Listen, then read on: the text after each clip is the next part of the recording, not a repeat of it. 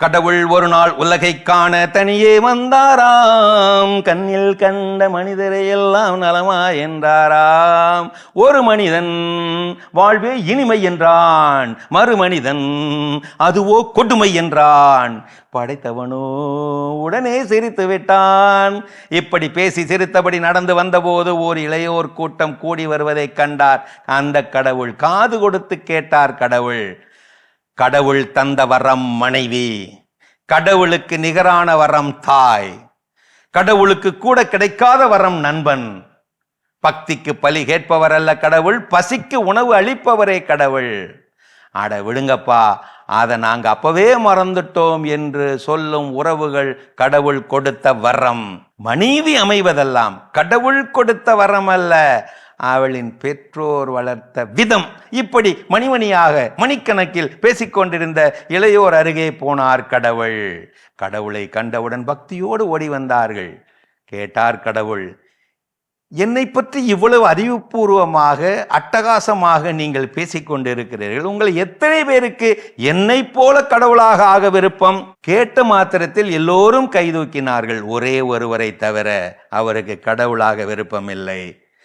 அந்த ஒருவரை மடக்கி காரணம் கேட்டார் கடவுள். அந்த ஒருவர் சொன்னார், நான் கடவுளானால் வரங்களும் சாபங்களுமே வாழ்வாகி போய்விடுமே, அப்படிப்பட்ட வாழ்வும் ஒரு வாழ்வா? சொல்லுங்கள் கடவுளே. இதை கேட்ட கடவுளோ உடனே கலகலவென்று சிரித்து விட்டாராம். வரங்களுக்குள்ளும் சாபங்களுக்குள்ளும் கடவுளையை கட்டி போட்டு வைத்திருப்பது நம்ம ஊர் கட்டுக்கதைகளே. இது கவிஞர் கண்ணதாசனின் கடவுள் வரிகள். கள்ளம் இல்லா பிள்ளை உள்ளம் நான் தந்தது, காசும் பணமும் ஆசையும் இங்கே யார் தந்தது? எல்லை இல்லா நீரும் நிலமும் நான் தந்தது, என் சொந்தம் என்னும் எண்ணம் ஏன் வந்தது? இறைவனுக்கே அது புரியவில்லை, மனிதரின் கொள்கை தெரியவில்லை. பள்ளிக்கூடம் செல்லும் வழியில் கடவுள் நின்றாராம், பச்சை பிள்ளை மழலை மொழியில் தன்னை கண்டாராம். உள்ளம் எங்கும் வெள்ளம் பொங்கும் அன்பை கண்டாராம், உன்னை கண்டேன் போதும் என்று வானம் சென்றாராம். எப்படி சூப்பரா இருக்குல்ல? கண்ணதாசனுடைய வைர வரிகள் இது. இப்படியும் ஒரு எல்லாம் அவன் செயல் நக்கல். மனைவி அமைவதெல்லாம் இறைவன் கொடுத்த வரம்.